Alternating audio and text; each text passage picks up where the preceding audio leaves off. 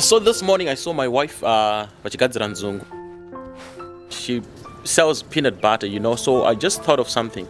Then I began to think and say, sometimes we have people who choose to complain instead of working towards changing the things they don't like about what's happening around them or within their community.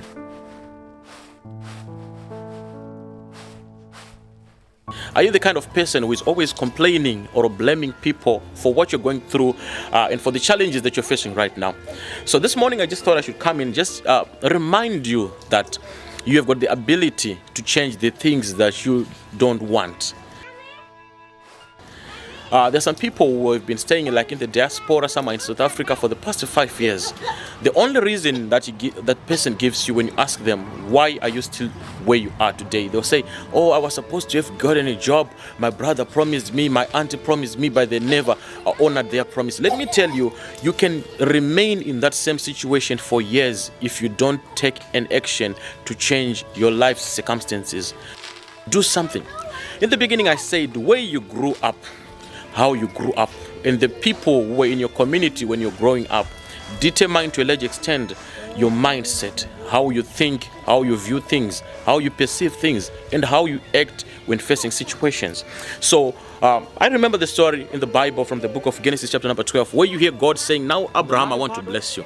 He had to instruct Abraham to move from his own location. It was a geographical movement, moving from a place where he had known for years, a place where you knew the culture, you knew everything, you knew the people around him. But God had to instruct Abraham and say, Abraham, move from that location.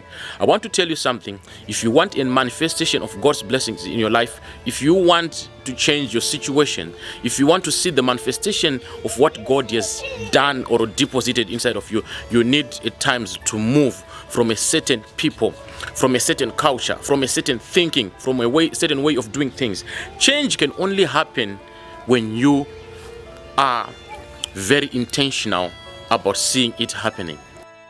So stop blaming people about what you're going through. Stop blaming people about what's happening in your life.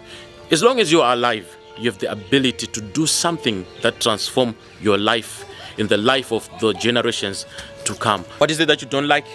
What is it that's happening in your life? If you don't like what you're seeing, if you don't like what is happening, it's never too late to begin to change. It's never too late to begin to do something about it. Pastor Godwin Chirume is my name.